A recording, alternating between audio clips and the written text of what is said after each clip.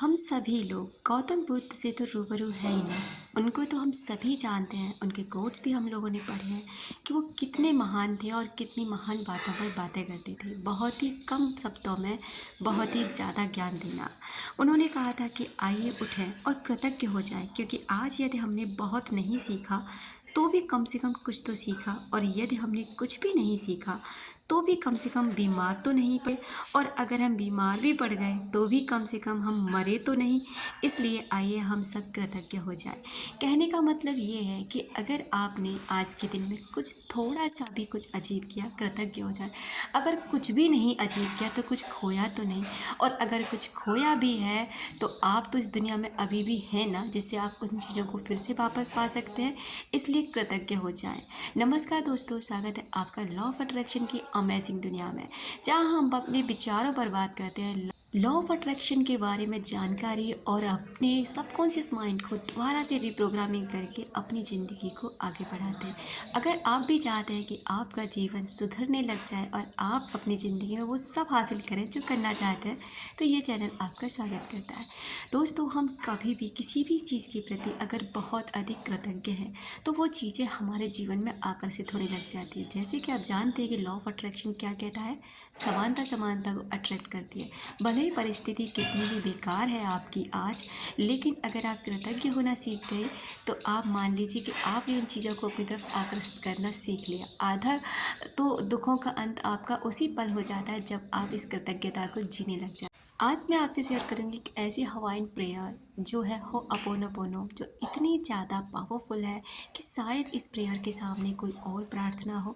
Prayer तो हमारी सभी बहुत ज़्यादा पावरफुल होती हैं, जो हमारी आस्था और विश्वास से जुड़ जाती है, लेकिन इस प्रार्थना में इतनी ज़्यादा ताकत है। ये अलग इसलिए है सबसे कि आप ना इस प्रार्थना को कहीं भी किसी भी समय किसी भी व्यक्ति के लिए, किसी भी बीमारी के लिए, किसी बिगड़े संबंध के लिए, किसी भी इंसान को अपनी लाइफ में मैनिफेस्ट करने के लिए कर सकते हैं।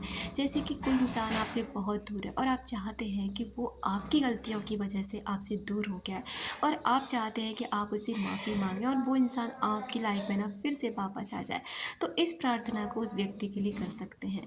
अगर आपके शरीर में कोई बीमारी है, आप चाहते हैं कि इस बीमारी से आपको छुटकारा मिल जाए, तो आप इस बीमारी के लिए इस प्रार्थना को कर सकते हैं। किसी और व्यक्ति के लिए जो आपके घर का कोई सदस्य है वो बीमार है और आप चाहते हैं कि आप उसके लिए प्रार्थना करें, तो आप इस प्रार्थना को उसके लिए कर सकते हैं, जिससे वो ठीक हो सकता है। दोस्तों, आप जैसे कि जानते हैं कि ये प्रार्थना इतनी ज़्यादा अमेजिंग है, इतनी ज़्यादा है कि मैं जितनी इसकी तारीफ़ करूँ ना उतनी कम है। 21 डेज़ में इसका रिज़ल्ट मिल जाता है दोस्तों। अगर आपकी प्रार्थना में बहुत ज़्यादा पावरफुलनेस आ जाती है, आप बहुत ही ज़्यादा अच्छे तरीके से करते हैं, तो ये बहुत जल्दी रिजल्ट दे देती है।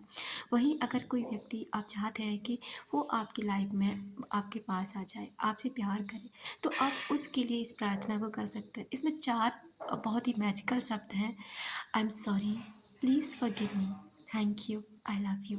जब आप इन शब्दों को बोलते हैं ना, तो इन शब्दों के अंदर आपकी वो भावनात्मक प्रतिक्रियाएं ज़रूर हों। जैसे आप बोलते हैं ना आई एम सॉरी, तो इसमें सच में होना चाहिए कि आप दिल से सॉरी मांग रहे हैं। प्लीज़ फॉरगिव मी, प्लीज़ मुझे माफ़ कर दो। आप चाहते हैं कि वो व्यक्ति आपको माफ़ कर दे। उसके बाद आप थैंक यू बोलते हैं, कहते हैं कि आपने इन सभी गलतियों के लिए मुझे माफ़ कर दी, इसके लिए आपका दिल से शुक्रिया। और आप अंत में बोलते हैं आई लव यू, यानी कि मैं आपसे बहुत प्यार करती हूँ या करता हूँ। तो आप इसको बहुत ही ज़्यादा फीलिंग के साथ करते हैं ना, तो ये बहुत जल्दी आपको रिजल्ट दे देती है। दोस्तों, ये इतनी ज़्यादा पावरफुल है कि आप ना कहीं भी किसी भी समय आप बस 5 मिनट इसको कर लें, 5 मिनट से 10 मिनट कर लें, जितना भी आपको अच्छा लगे करते समय उतनी देर करें। नेगेटिविटी का सहारा बिल्कुल भी ना लें कि आप रो रहे हैं, तड़प रहे हैं, बिल्कुल नहीं। हाँ, शुरुआती दिनों में जब आप इसे करेंगे ना, तो आपकी आंखों से स्वतः ही आंसू आने लगेंगे, स्वतः ही आपका दिल रोने लगेगा, लेकिन उन्हें रोने दें। आप ये ना समझें सब क्यों हो रहा है, क्योंकि आपके अंदर जो डीप फीलिंग है ना, जो गहराइयों में जो आपका दर्द छुपा है वो निकलेगा। उसे निकल जाने दें, क्योंकि जब ये रिलीज़ हो जाएगा ना, तो आपको और भी ज़्यादा अच्छा लगेगा। इसलिए आप इस बात पर बिल्कुल भी ध्यान ना दें कि ये आपके साथ क्यों हो रहा है, लेकिन जैसे जैसे आप आगे बढ़ेंगे ना, तो ये चीज़ ना आपको और भी ज़्यादा हील करने लग जाएगी। आप भी हील हो जाएंगे और सामने वाला व्यक्ति भी हील हो जाएगा। तो किसी भी व्यक्ति के लिए आप इसे करें, तो उस व्यक्ति को फील करें कि वो व्यक्ति आपके सामने बैठा है और आप बहुत खुशी के साथ ना इस प्रार्थना को उस व्यक्ति तक पहुँचा जा रहे हैं, उसके सामने बैठ के बोल रहे हैं और वो व्यक्ति इस बात को स्वीकार कर रहा है, मुस्करा रहा है, और आप दोनों ना बहुत खुश हैं इस मोमेंट पर, क्योंकि ये प्रार्थना आप उसके लिए कर रहे हैं और इस प्रार्थना को वो रिसीव कर रहा है। और ये क्या होता है कि टेलीपैथिक तरीके से काम करती है, ये विचार आपके उस व्यक्ति तक पहुँचते हैं, ये प्रार्थना उस व्यक्ति तक पहुँचती है और ये काम करते हैं। फिर उसके बाद आपको लेट को मतलब सरेंडर कर देना है यूनिवर्स के सामने। ये काम अब यूनिवर्स का है कि अपने डिवाइन टाइम पर वो व्यक्ति, वो भी समस्या, वो बीमारी अपने आप दूर हो जाएगी, वो व्यक्ति आपके पास स्वतः आ जाएगा।